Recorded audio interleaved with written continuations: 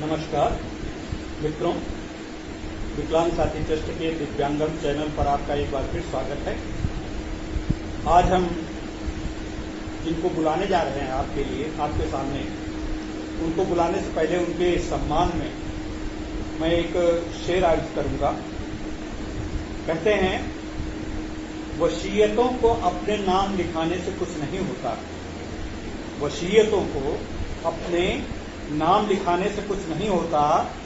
ये तो होता है तब जब उड़ान आसमान के लिए बाकी है, आसमान के लिए बाकी है। ऐसी उड़ान पर चलने वाले हमारे दिव्यांग साथी और हरदिल अजीत और हम लोगों के बहुत ही प्रेरक, और जिनका सीतापुर जनपद में एक अपना नाम है। सीतापुर जनपद वो जो गोमधात्री मां सीता के नाम पर बसा है, उत्तर प्रदेश का एक अग्रणी और यशस्वी जिला, और उस यशस्वी जिले के सम्मानजनक रूप से जीने वाले और लोगों को, दिव्यांगों को राह बताने वाले आज के हमारे मेहमान कलाकार हैं प्रवीण सिन्हा। प्रवीण सिन्हा से आपको हम मिलाते हैं। प्रवीण सिन्हा जी के सामने हम आपके और आप लोगों के मोटिवेशन के लिए बहुत सारे प्रश्न रखेंगे। आप देखिए कि प्रवीण सिन्हा ने किस प्रकार से अपने संघर्षों में एक आयाम बनाया है, अपने संघर्षों में एक ऐसी जगह बनाई है, ऐसी प्रतिष्ठा प्राप्त की है, जिस प्रतिष्ठा को प्राप्त करने के लिए हमारे दिव्यांगों के अभिभावक जो सकलांग है और जो हमारे सकलांग समाज है वो भी तरसता है। उस समाज को तरसने के लिए उनके पास अकर्मण्यता है, जबकि ये दिव्यांग होते हुए भी अपनी कर्म भूमि पर इन्होंने झंडे गाड़े। आपका जो प्रारंभिक जीवन रहा है बड़ा संघर्षपूर्ण रहा है। आपके पिताजी सीतापुर के जाने माने वकील थे, अब वो स्वर्गवास हो चुका है। उनकी विरासत को बड़े ही कर्मठतापूर्वक आप आगे बढ़ा रहे हैं। आपने इंटरमीडिएट RSP इंटर कॉलेज से की और उसके बाद BA भी सीतापुर से किया, और सीतापुर से BA करने के बाद उनका एक आयाम हो गया, और उस आयाम को हम इन शब्दों में कह सकते हैं, संघर्षों की पृष्ठभूमि को उत्सव सा अपनाया है। अपनी कर्म यात्रा को एक उत्सव कुंज बनाया है। अपनी कर्म यात्रा को एक उत्सव कुंज बनाया है। जी हाँ, इस उत्सव कुंज को बनाने वाले हमारे बीच में प्रवीण सिन्हा। प्रवीण सिन्हा वो नाम है जो यहाँ जनपद के दिव्यांग व्यक्तियों का एक मसीहा है। प्रवीण सिन्हा वो नाम है जो दिव्यांगों के लिए हमेशा संघर्षशील रहता है। तो आज हम मिलाते हैं प्रवीण सिन्हा जी से।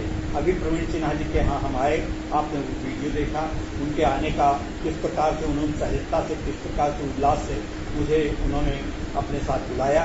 अब मैं उनके परिवार से, उनसे आपको मिलाने के लिए ला रहा हूँ। आज अपने अनुज प्रवीण सिन्हा जी पहले।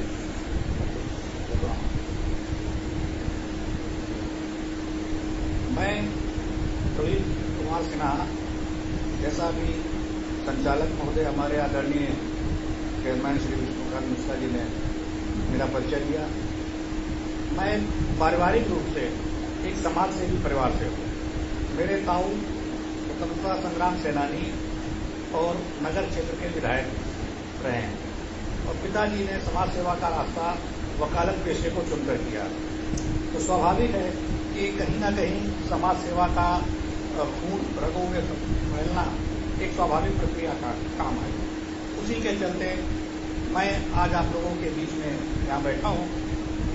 हर दिव्यांग के साथ बचपन से लेकर के अपनी तरुण अवस्था या जवानी तक का सफर जो होता है बहुत ही परेशानी का होता है। उसका प्रथम कारण होता है कि संभवतः ईश्वर न करे किसी परिवार में 2 या 3 विकलांग हो, संभवतः वो एक अकेला विकलांग होता है अपने परिवार में, इसलिए उसको काफी हद तक बेरुखी के साथ डील किया जाता है या उसका भविष्य कैसे उज्जवल हो इस ओर कोई विशेष ध्यान नहीं दिया जाता।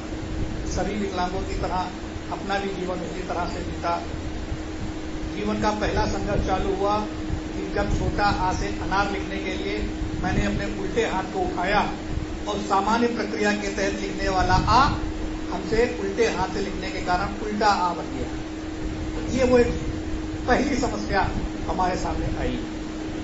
मैं चल नहीं पाता, इसकी समस्या को मैं समस्या नहीं समझता क्योंकि मैंने कभी चलना सीखा ही नहीं। जो काम मैं कर सकता हूं और अगर वो काम नहीं कर पा रहा हूं तो वो समस्या मेरे लिए बहुत बड़ी समस्या थी, जिसका आप लोगों के आशीर्वाद के चलते मैंने पूरी हिम्मत के साथ निर्वाह किया और उस पर विजय प्राप्त किया। आज मैं आप लोगों के बीच में एक सफल पारिवारिक मुखिया के रूप में, एक सफल समाज सेवी के रूप में, एक संघर्षरत विकलांग साथी के रूप में और एक संघर्षरत विकलांग संगठन के समर्पित कार्यकर्ता के रूप में अगर मैं आज आपके सामने हूं तो इसको मैं अपनी खुशकिस्मती समझता हूं।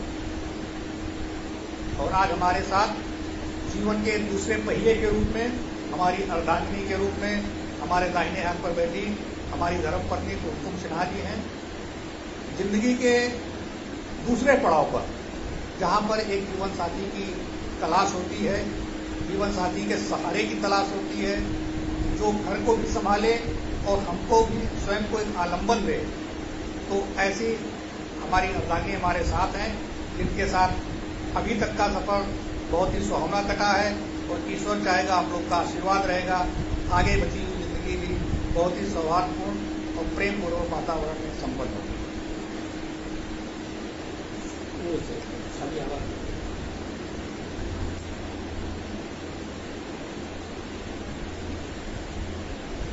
सिन्हा जी, आपने अपने जीवन की प्रस्तावना भूमिका तो बताई और भूमिका के उद्देश्य और प्रयोजन के विषय में भी बताया।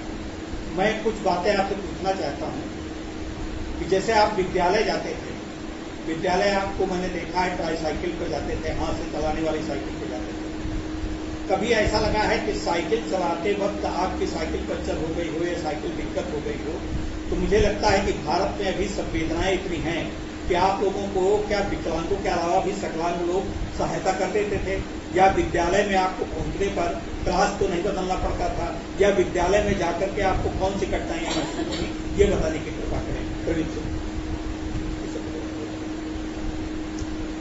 ये एक मैं इस मामले में बहुत खुशकिस्मत रहा कि मुझे जीवन के हर कदम पर अलग अलग मोड़ पर अलग अलग लोगों का साथ मिला। विद्यार्थी होने के नाते हर एक टीचर ने, हर एक अध्यापक ने हमको विशेष सहयोग दिया, विशेष प्यार दिया। और जहां पर कोई बच्चा एक बार में सीखता था, मान लीजिए हमने 2 बार में भी सीखना है, तो उसने हमको 2 नहीं 4 बार का समय दिया। और अगर आज मैं ग्रेजुएट हूं, आज मैंने बीकॉम किया है, तो इसमें मैं अपने एक सहयोगी छात्र श्री रविशंकर शुक्ला जी का नाम जिंदगी में कभी नहीं भूलूंगा कि उस बंदे ने, मैं इस कमरे के बेड पे बैठा रहता था तैयार होकर के, वो आता था, हमको हमारी ट्राईसाइकिल पर बैठाता था, हमारे साथ साइकिल पर बैठता था, मैं केवल हैंडल पकड़ता था, वो खुद साइकिल का पेडल चला करके हमको स्कूल तक पहुंचाता था। जो प्रक्रिया वो यहाँ घर पर करता था वही प्रक्रिया स्कूल में करता था कि साइकिल से उतार के क्लास में बैठालना, पढ़ने के बाद फिर साइकिल पे बैठाल के घर लाके छोड़ना। ऐसे साथियों के सहयोग से आज मैं ग्रेजुएट हूं और इसके लिए मैं अपने आप को बहुत खुशकिस्मत मानता हूं।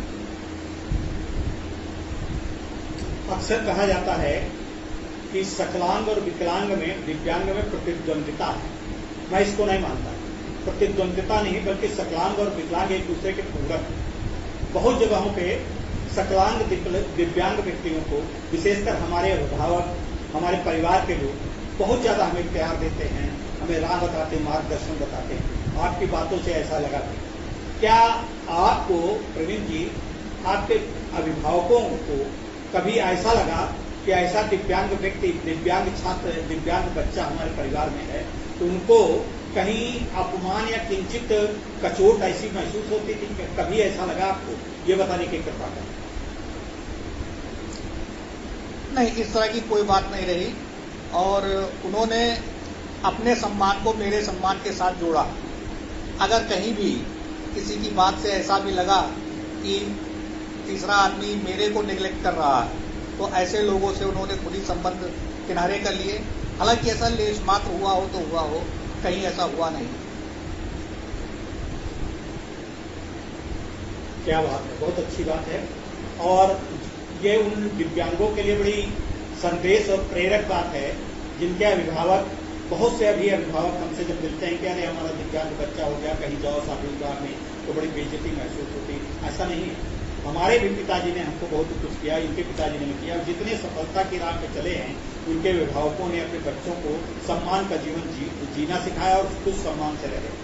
मैं आगे की बात पूछता हूँ कि आपके मन में ये दिव्यांगों के प्रति, खुद दिव्यांग होकर के दिव्यांगों के प्रति नेतृत्व करने की जिज्ञासा क्यों जागृत? आपको दिव्यांगों का स्नेह, दिव्यांगों की कहाँ तक परिस्थितियों का आप समाधान कर पाए और कहाँ तक आप अभी आपको लगता है कि बहुत बड़ा लंबा सफर अभी बाकी? दिव्यांगों की मूलतः आप जब इतने दिव्यांगों से मिलते हैं, मैंने देखा है कि सीतापुर में हर महीने आप दिव्यांगों की एक बहुत बड़ी मीटिंग करते हैं, कम से कम 300-400 मीटिंग में लोग आते हैं। तो उन दिव्यांगों से जब आप मिलते हैं तो आप एक सामान्यकृत परिस्थिति बताइए कि उन दिव्यांगों की क्या परेशानियां हैं और समाज में और भारत सरकार, उत्तर प्रदेश सरकार, जनपद का दिव्यांग विभाग उनके लिए क्या करे और कैसे करे, इस विषय में अपना संदेश दें। मैं विकलांगों की समस्याएं दो तरह से समझता हूँ। एक तो उनको समाज की मुख्यधारा से जोड़ना एक ही समस्या है और इसके दो निराकरण हो सकते हैं।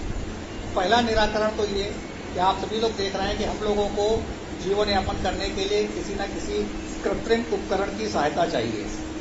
ये हमारे लिए सबसे जरूरी चीज है, क्योंकि अगर गांव का विकलांग ट्राईसाइकिल पर, बैसाइकिल पर, ब्लाइंड स्टिक के सहारे या हेयरिंग एड लगा करके गांव से निकल के शहर तक नहीं आता है, तो शहर की मुख्यधारा से वो जुड़ नहीं सकता, समाज की मुख्यधारा से वो जुड़ नहीं सकता और उसके लिए सरकार ने क्या क्या करा है ये वो जान नहीं सकता।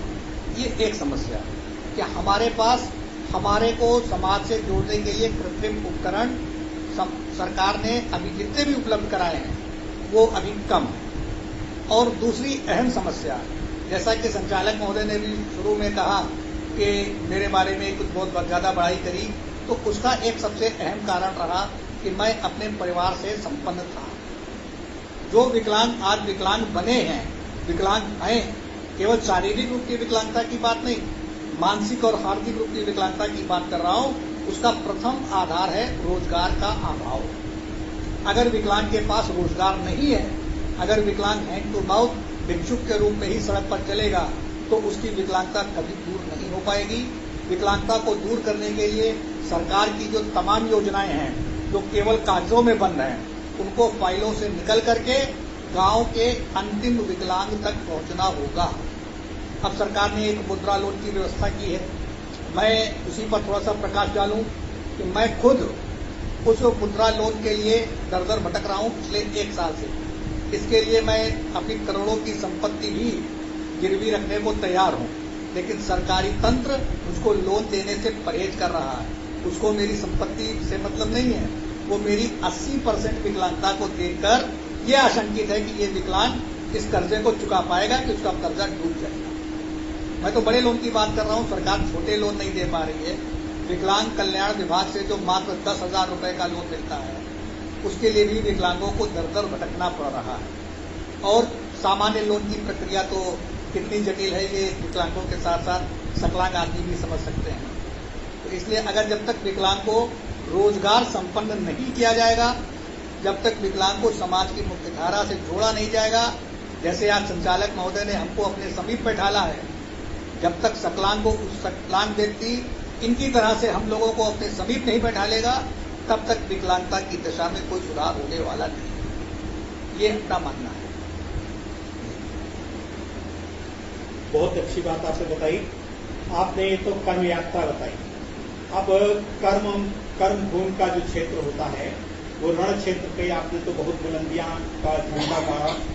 अब आपके हम गृह क्षेत्र पे आते हैं, और गृह क्षेत्र की जब बात करें तो जब तक जीवन साथी का मूल्यांकन न हो, जब तक जीवन साथी के योगदान की तारीफ न की जाए, तब तक जीवन अधूरा रहता है। और वो जीवन अधूरा रहे भी क्यों ना, जब तक जीवन साथी नहीं होता तो पूरा जीवन ही अधूरा रह जाता है। तो जीवन साथी ही एक हिसाब से जीवन की आगे रेखा बढ़ाने का एक उपक्रम है।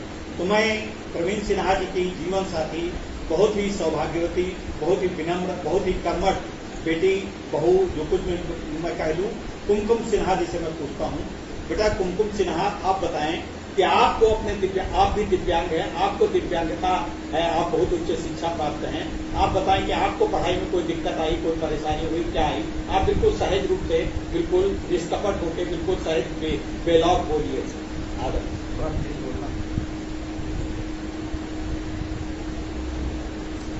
बोलो ना।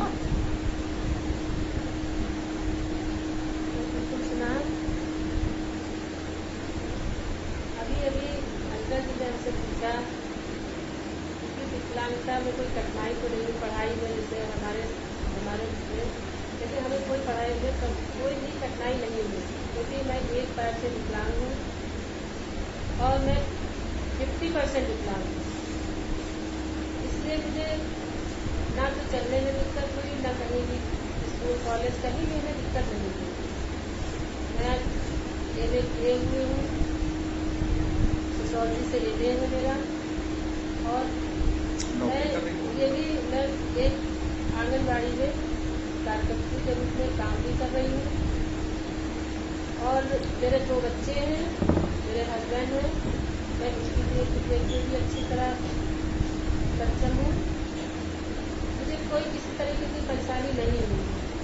लेकिन मैं एक चीज और भी कहना चाहती हूँ कि विकलांगता कोई श्राप नहीं है। अगर आदमी अपने में आ जाए तो सब कुछ कर सकता है। ये नहीं सोचता है कि ये कोई काम छोटा है या बड़ा है, हम नहीं कर पाएंगे, ऐसा कुछ नहीं है। अगर चाहे तो वो बहुत कुछ कर सकता है।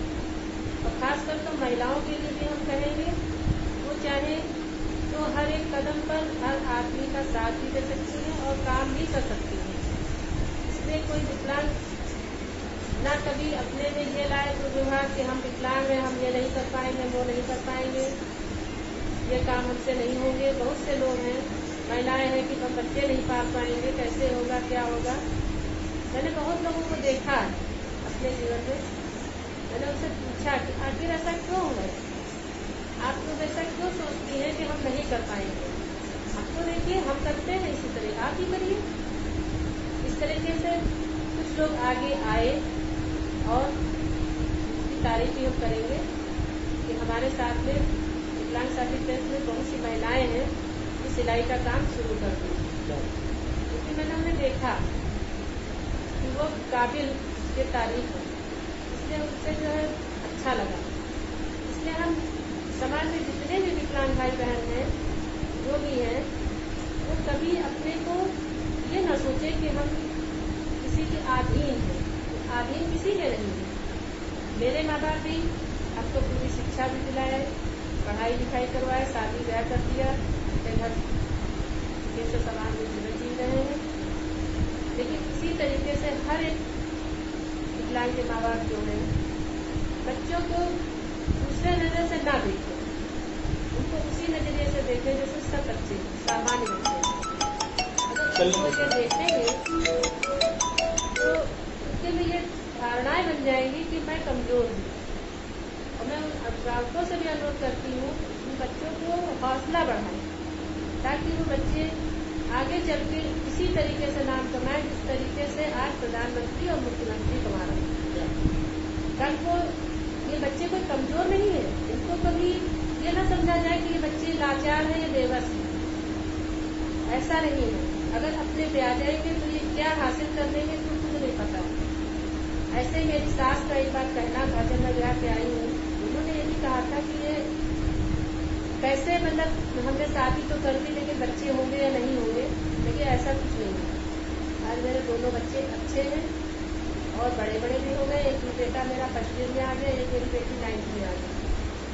इसलिए हर लोग ये न सोचे कि ऐसा ना हो कि शादी कर देंगे तो बच्चे भी विकलांग पैदा होंगे, ये नहीं सोचना चाहिए। और ना ही ये सोचना चाहिए कि विकलांग व्यक्ति शादी नहीं कर सकता है, ये भी कहीं नहीं है। वो कर सकता है, चाहे वो सकलांग मिले या अपने तरीके से कोई ऐसे विकलांग मिले तो वो ज्यादा अच्छा है, क्योंकि ना वो उनको कह सकते ना वो उनको कह सकते। इसलिए मैं तो यही कहना चाहूंगी कि विकलांगता कोई अभिश्राप नहीं है और हमेशा की तरह उनके साथ भी वैसे व्यवहार होना चाहिए जिस तरीके से सकलांग बच्चों के साथ, सामान्य बच्चों के साथ किया जा रहा है। यही उम्मीद है, यही हमारा, जिस तरह हम जी रहे हैं उसी तरीके से हमारे सारे भाई बहन भी जिए और उनको जीने का अधिकार मिलना चाहिए। मैं समाज से भी कहती हूँ, उन्हें उस वजह से मत देखिए कि वो विकलांग है तो उनको दुत्कार दें, उनको वही सम्मान दीजिए जो सबको दे रहे हैं। ये कौन कहता है कि सीधा आदमी सब कुछ कर लेता है, ग्रेजुएट पास रिक्शा चला रहे हैं, लेकिन आज एक विकलांग चाहे तो बर्तन मान के भी औरतें अपना घर चला रहे हैं। ये नहीं है कि वो कुछ नहीं कर रही है, बहुत कुछ कर लेती है। इसलिए कभी विकलांग लोगों को इस नजर से ना देखा जाए। धन्यवाद।